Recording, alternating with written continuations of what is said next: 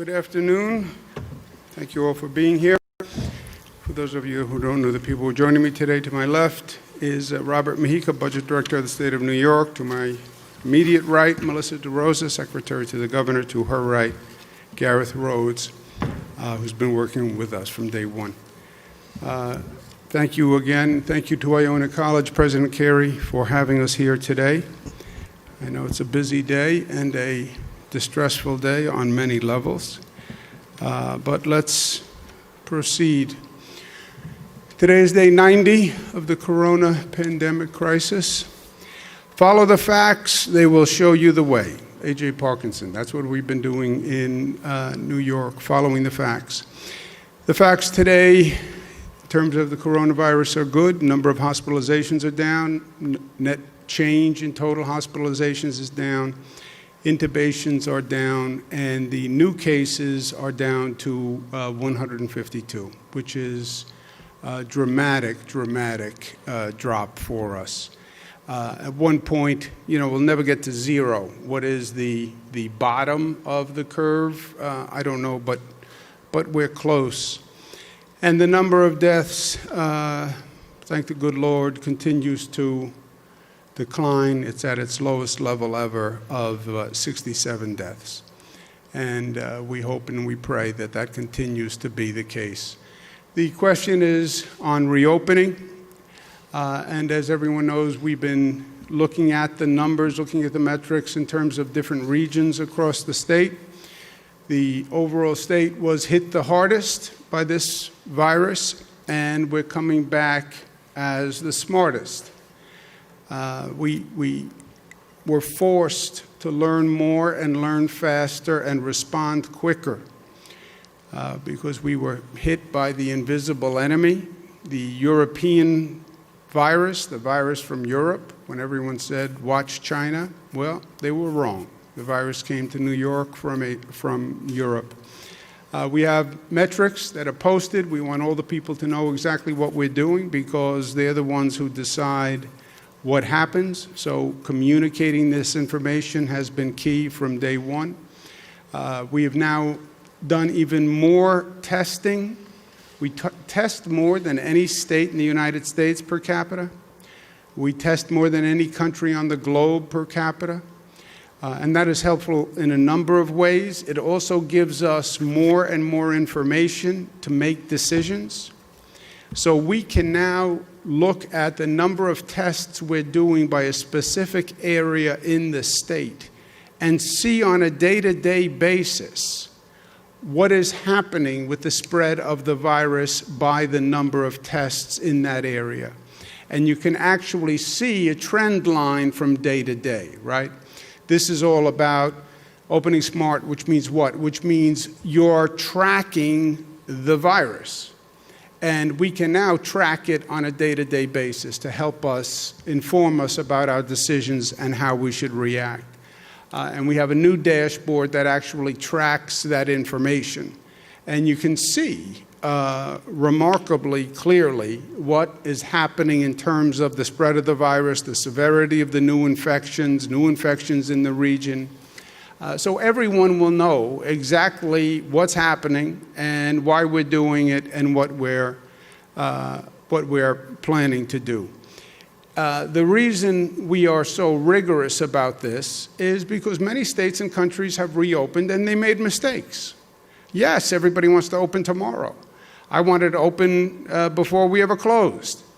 But you have to be smart, and we've seen what has happened painfully when cities and states and countries reopened too quickly. They wound up closing again, which is the worst situation. So be smart. We have the data. We have more data than almost any other place on the globe because of our testing. And we have had it reviewed at every level. All the local officials sign off, the regional officials sign off, the best state experts. And then we go to global experts who have done this in countries around the world, who frankly have more experience than we do because they've been through this, the crisis and the closing and the opening and the closing again. And we review all the data with them. And I want to thank them all very much for taking the time to go through the data. But these are literally the best minds that you can find on the globe. and when it comes to this. And they have gone through all the data. So I feel confident that we can rely on this data, and the 5 regions that have been in phase 1 can now move to phase 2 because their data has been reviewed, and the experts say to us it's safe to move forward because people have been smart and you haven't seen the spike. So they go to phase 2. Phase 2 is all office-based jobs, real estate services, retail reopening, barbershops, hair salons reopening. That's all part of phase 2. There's specific guidance on how to reopen in phase 2. It's not just open the doors and everybody has a party. It's 50% occupancy in office buildings, signage on markers, etc. No meetings without social distancing. Don't share food or beverages. I mean, I see people all the time sharing food and beverages. You really don't want to do that now. But again, the specific guidance for every area. Retail stores, 50% occupancy, wear the face covering. A store owner can tell you they don't want you to come in if you're not wearing a face covering. Why? Because you don't have the right to infect the store owner, you don't have a right to infect other customers in the store, and you don't have the right to walk into a store and all the other customers run out because you don't have a face mask. Malls are closed except stores that open to external entrances, curbside, but again, very detailed guidelines. Barbershops, hair salons are open by appointment only. The professionals in those operations have to get a test every 2 weeks. We recommend that the professionals get a test before they reopen. That's not a mandate, that's a recommendation. And we recommend to customers to ask the barber or professional in the hair salon if they had a test before you use their services. That's a recommendation. But they have to get a test every 2 weeks. And if I were walking into a barber shop, I would say, I would ask the barber, did you get a test before you reopened? When was the last time you got a test? And if they got a test, they'll have a certification, they'll have an evidence of that test. And people will wear face coverings. But the basic rule is still, it's all about how we act. It comes down to that. How the employer acts, how the store owner acts, how the employee acts, how the individual acts, how the local government acts.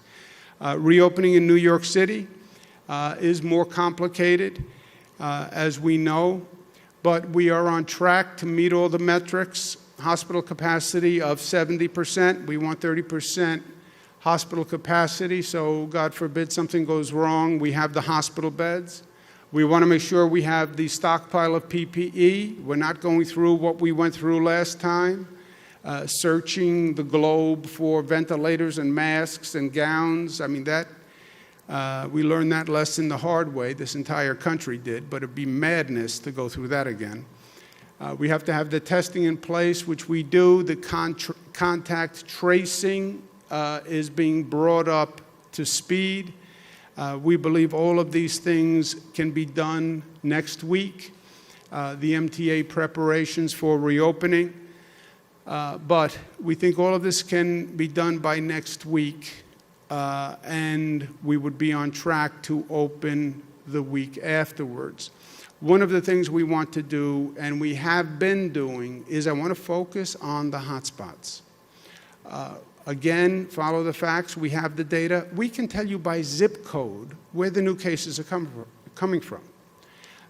They are in New York City. They're outer borough. They're more Brooklyn. They're more the Bronx. They're lower income areas. They're more minority areas. And we know where they are by zip code. Some of these zip codes, you have double the infection rate in those zip codes that you have citywide. Citywide, the infection rate is about 19%, 20%. In some zip codes, it's over 40% the infection rate. We know where these zip codes are. Next week, let's do a full court press on these zip codes. And we've been talking to our colleagues in the city. I was speaking to the mayor about this. Next week, hospitals, PPE, get that contact tracing up. MTA will finish their final preparations, but then hotspots, hotspots, hotspots. We're in New Rochelle today, where we had the first hotspot in the nation. There was no such thing as a hotspot before New Rochelle had a hotspot. Congratulations, New Rochelle. Created a new term now used by every American, hotspot, in this regard. But we know where the hotspots are in the city. We want to focus on them next week. Be ready to open.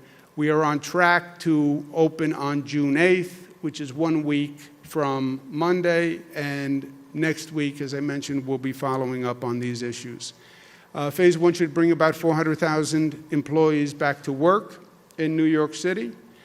Remember that reopening does not mean we're going back to the way things were. Life is not about going back. Nobody goes back. We go forward. And it's going to be different. It is reopening to a new normal. It's a safer normal. People will be wearing masks. People will be socially distanced. Doesn't mean they don't like you. It's not a personal reflection. It's just a new way of interacting, which is what we have to do.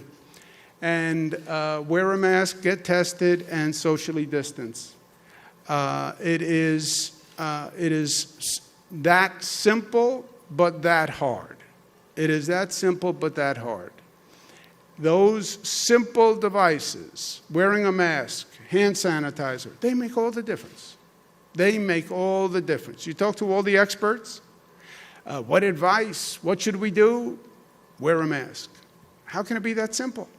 Because sometimes it's that simple. The doing is what's hard, not the advice. Getting 19 million people to do it, that's what's hard. And what happens is up to us. Up to us. People say, Governor, tell me what's going to happen next week, the week after. I can't tell you. Only you know. It's the person in the mirror. You tell me how the people of New York City respond, I'll tell you what happens in New York City. You tell me how the people in Westchester respond, I'll tell you what happens in Westchester. The New Rochelle hotspot, that was all done by New Rochelle. There was no act of God. There was no external force. It happened because of what people in New Rochelle did. We know how we got here. We know how we can get from here. If we act smart, these stores open and they're smart, the customers are smart, people on public transit are smart, then we won't see those numbers go up. As we haven't in the upstate regions that have reopened and Long Island that has reopened. The numbers have not gone up. Why? Because people have been smart, and we have to continue to be smart. And we're going to be doing this in New York City with our partners. And I want to thank the mayor very much and his team very much. Everybody in government has been working overtime. And none of us have been here before, but we are figuring it out. And I'm proud of the way New York is figuring it out. We wish we were never here. But once we were here, we have made the best of it, and we should be proud. And the mayor is looking fit and healthy and rested. I don't know why, but he's looking extraordinarily good. And it's good to be with him in this new way of everyone is virtual, everyone is Zoom. But it's not the virtual mayor, it is the real mayor of the city of New York, Mayor Bill de Blasio. Good to be with you, Mayor. Thank you so much, Governor. Governor, I'm worried that the coronavirus is affecting your eyesight because I feel, I think the last 90 days for all of us, a lot of long days. I know you and your team have worked extraordinarily hard, and I think we all look a little less than ideal. Thank you. I want to say, first of all, thank you, Governor. Thank you to your whole team for the extraordinary work that's happened over these last months. And as you said, our teams talk all day long with a lot of common purpose, and we've done really important work with the same strategic view, the same approach. I want to thank you for that. We are excited to get to the point of a restart for New York City.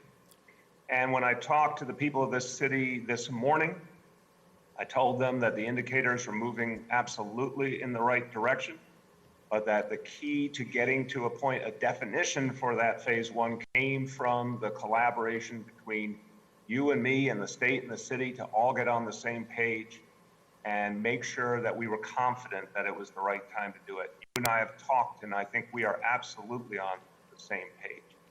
The fact is, Governor, you've talked about the condition of the state and how incredibly different it is than even a month or two ago. I just want you to hear this good news about the city. Our own health department indicators, we have set a threshold that we want to be under 200 new hospital admissions each day to know we're in a safe zone. Today, Governor, only 61 new patients for COVID-19 or similar diseases. That's breathtaking how far we've come on that. We also have said we want to be below 15% of all new tests, testing a positive result for the people taking those tests. And Governor, as you know, with your help, we've all been doing more and more testing every day, literally exponential growth. Today's number will bring a smile to your face. Only 5% of those tested positive in New York City. So these are great indicators. The third one, we still have a little work to do, but I'm very confident, I know you are too, and that's the number of people in our public hospital ICUs. This morning, Governor, we announced that threshold, that 375 threshold. We were damn close at 391 patients. But as you and I have discussed, we've got about 40 patients that actually can be cared for outside of ICUs in a different setting that gives them the long-term care they need. We're going to work with your team and the state to figure out the right way to do that. Those folks will appropriately come off the number. That's going to put us under that threshold. Now, when you add all that together, as you and I discussed, we are on now the gateway to the next big step. And Governor, as I affirmed to you, we're going to spend this coming week going out to the businesses of New York City that would be part of phase one. We're going to be providing them with free face coverings. We're going to be providing them with a hotline where any employer can call to figure out how to address those practical questions. I've given a lot of credit to you and your team for the guidance you've put out around phase one. I think it's very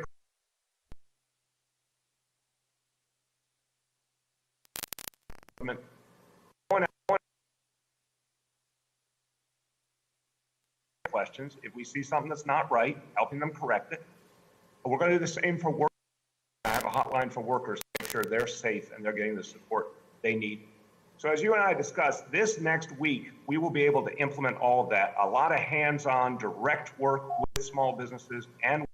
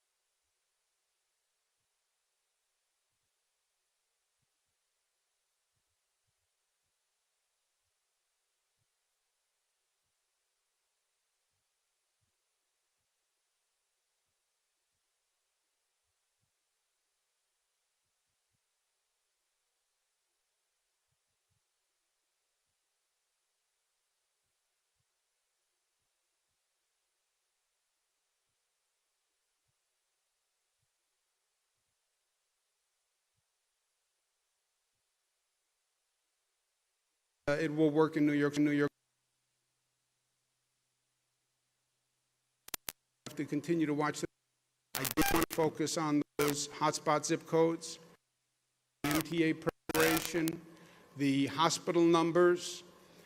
There are about 100 hospitals in New York City. 11 are the hospitals the mayor was referring to, the New York City hospitals. But then there are about 90 other hospitals. They have to have the beds available. They have to have PPE available, and we'll be working with them. But we'll get there for June 8th. And June 8th, we have to be smart. Again, this is not happy days here again. It's over. We have to be smart. And we're going to remind New Yorkers of that. I want to make one point about the larger context of what's going on in Minneapolis today, which I'm sure is very distressing to all of us. And I want to begin by offering our personal thoughts and prayers to the family of George Floyd on behalf of all New Yorkers who have seen that incredible video. We can imagine your pain, and you are in our thoughts and prayers. I would also suggest that when we think about this situation and we start to analyze the situation and the reaction, let's not make the same mistake that we continually make, which is we tend to see incidents. This is an incident, an isolated incident, and people focus on an isolated incident. It's not an isolated incident. It is a continuum of cases and situations that have been going on for decades and decades and decades. These are just chapters in a book. And the title of the book is Continuing Injustice and Inequality in America.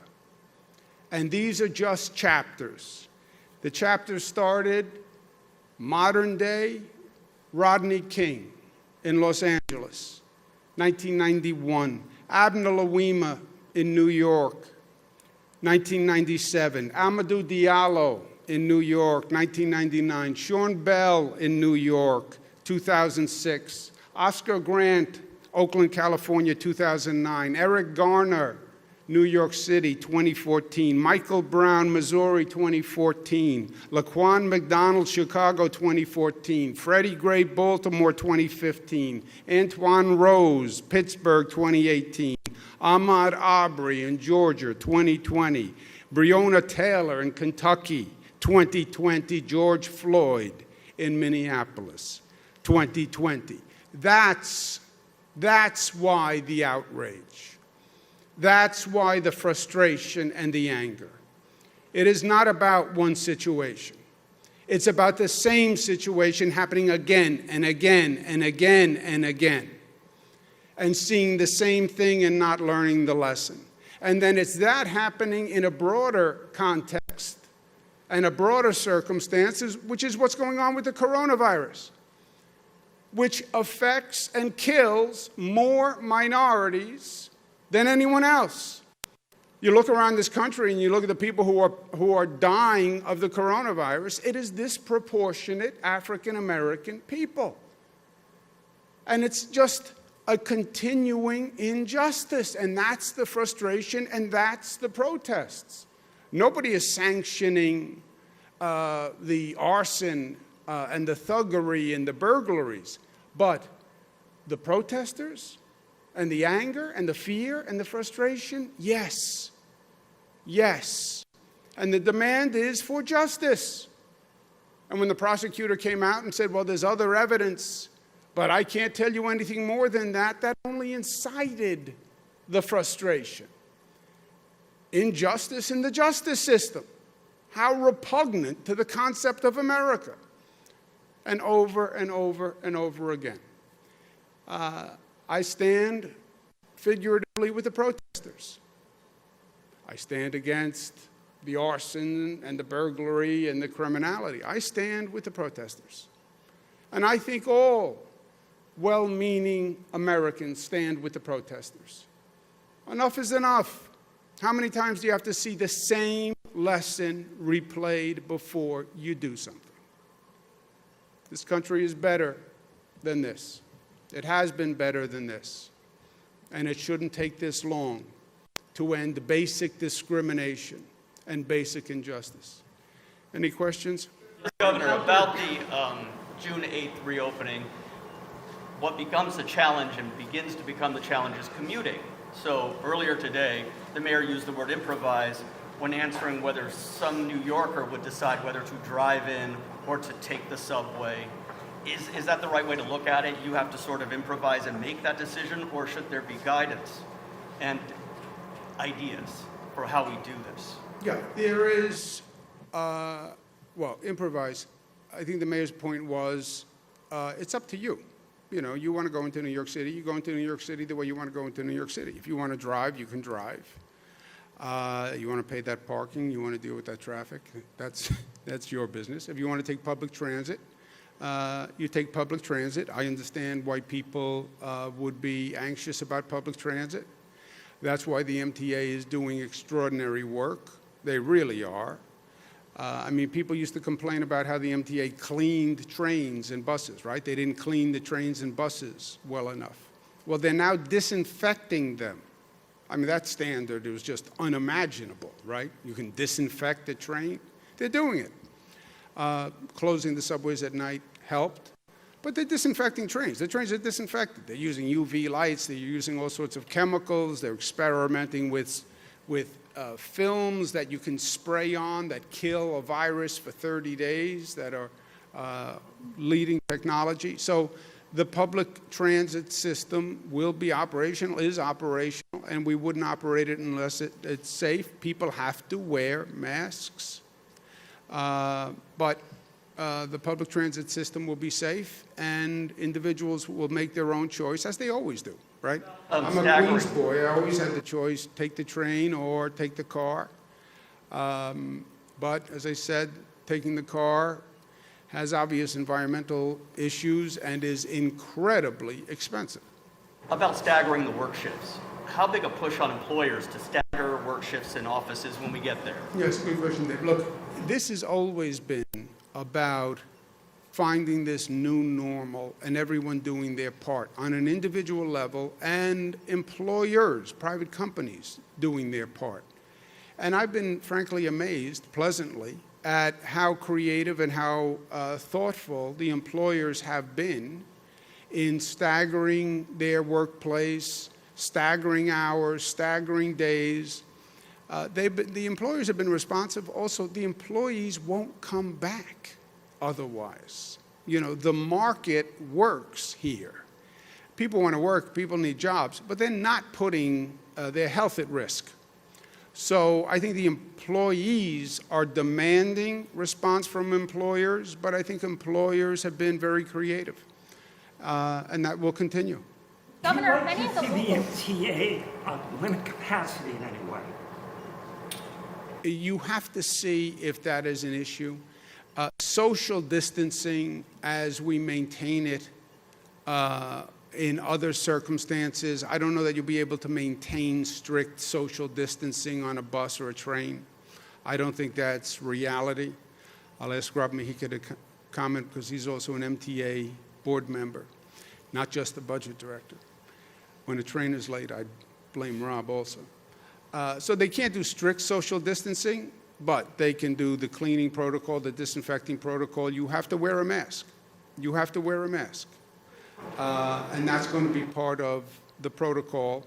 And they're going to be doing the best they can to stagger volume on trains, et cetera. And they're going to have personnel who are working to limit how many people get onto a train and do the staging. Rob, you want to mention anything else on that? In the guidelines, you'll see, and as the governor mentioned, right, the MTA is cleaning all the cars, they're doing the disinfecting. They're also requiring wearing of masks, and you'll see throughout the guidelines for all the reopenings, to mitigate not being able to social distance, it's wear a mask when you come within 6 feet. So that's why you have the order on the MTA, which is always wear a mask, because it's more than likely that you will come within 6 feet, but once you wear a mask, you limit any risk. CDC has also said that surface contact with the virus is not a significant transmission of the disease. So that, combined with the disinfecting, combined with adding service, so right now we're at close to 80% of service with only 10% of the ridership. So as you go into phase one, you're talking about increasing by about 400,000 people, the number of people traveling to work. Trains can easily manage that. The guidelines will also talk about recommending staggered hours, staggered start and stop times for employers, which is something, frankly, we've encouraged from before the coronavirus, right? Because we have high traffic during certain times, peak traffic.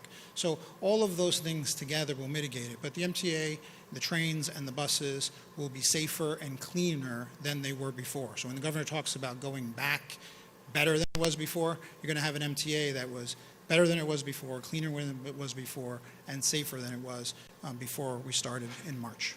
You put someone on the platform and say, sorry, train's full, you gotta wait.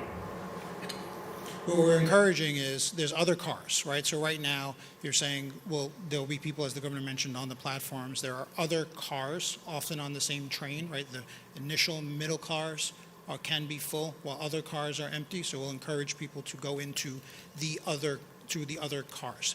There are not strict limits on the number of people that can get in, but like when you get to an elevator, you see 8 people get into the elevator, you may sometimes say, hold on, I'm going to wait for the next one. You can do the same thing with a train and say, I might not get into it.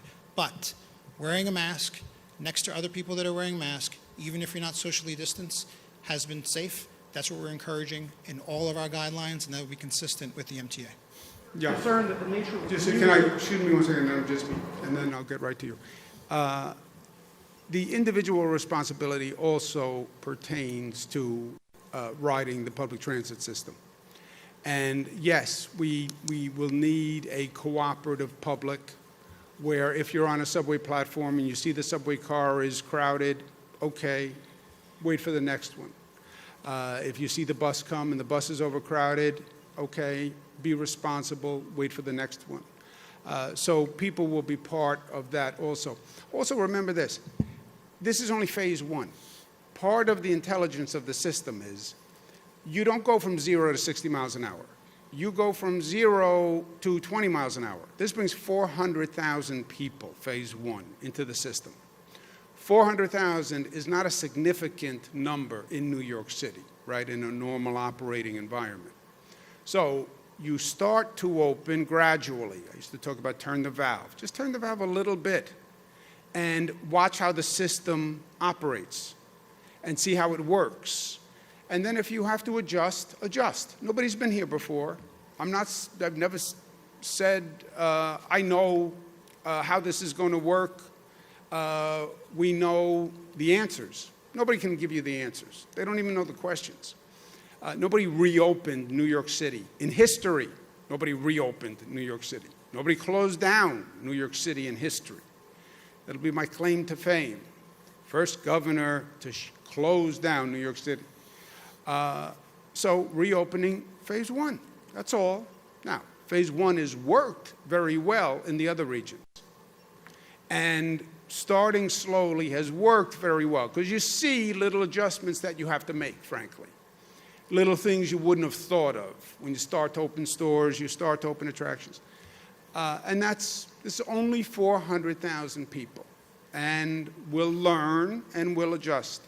Granted, the biggest challenge, because we've mentioned these superseding events, and a commute is different than just not maintaining social distance in the store for a couple of seconds. It can be 45 minutes, it can be an hour for some people if they're in relatively close contact, even wearing a mask. Is transit the biggest challenge? Look, they're all a challenge. To me, the biggest challenge, if I were personally, my prioritization for next week are the hotspots. The zip codes with twice the infection rate. They're driving the new cases, so they're a healthcare issue, and it's the largest area of deaths. When it's the area of hospitalizations, it's the area of deaths. And look, I understand the economic consequences. This state will have an historic economic problem from this situation. And I get that painfully. But for me, from day one, it's been about the number of deaths. That has what this has been about that for me from day one. Any of those numbers, I know we can deal with. We can fix deficits, we can fix shortfalls, we can fight with Washington for funding. The one number that we can't fix is the number of deaths. That's the only number that keeps me up at night. And the hot spots, higher infection rate, higher hospitalization rate, higher death rate. So that's first. Governor, many local officials in the 5 upstate regions were expecting to start phase 2 earlier today. Some have called the process confusing and that they need more communication. What's your response to that? They thought it was earlier today than 1 o'clock? Then they believe that it would start, right immediately today. Well, today is today, and today is, they wanted it this morning instead of 1 o'clock? Yeah, well, I can understand that. But we want to make sure that the data was reviewed by all the experts. A county executive may be very good at what they do, but they're not an expert in viral transmission in a global pandemic. I may be competent as a governor, but I am not expert in global transmissions in a viral pandemic. So I wanted to make sure we had the best minds look at all the data before we stepped forward. Because it's stone to stone across the morass. If you take a step and you're not on a stone, but you step on a lily pad going across the morass, you will sink, and that's bad. So I wanted to have the best minds review all the data to give us their opinion. They've all signed off on it. And the difference between this morning and 1 o'clock, I never talked to anyone about timing, morning or 1 o'clock. Phase 3 for restaurants, dining in, it appears though as though New Jersey, Connecticut will allow it in their phase 2, and as you know, the city council has introduced legislation to allow outdoor dining. Is that included, could that be done earlier than phase 3 if it's outdoors and people are spaced apart? It's a good question. Have we looked at that? We're still looking at the guidance, right? Some areas have opened up outdoor dining in advance of indoor dining. So we're still looking at those guidelines and we haven't decided yet. But there's a possibility that you could separate outdoor dining. It's a little different depending on which parts of the state, right? And what access you have to sidewalks and spaces for outdoor dining. But that's something that is under review. Yeah, talk about never having done this before. So you're right. There's restaurants and now a new category, outdoor dining. Is that the same as a restaurant? And then what they'll say back in the office is, well, outdoor dining on 2nd Avenue in Manhattan or in Albany? What is the size of the sidewalk? What is the volume on the sidewalk? Are they socially distancing from the table on the sidewalk? But we have to look at it. Okay, one more.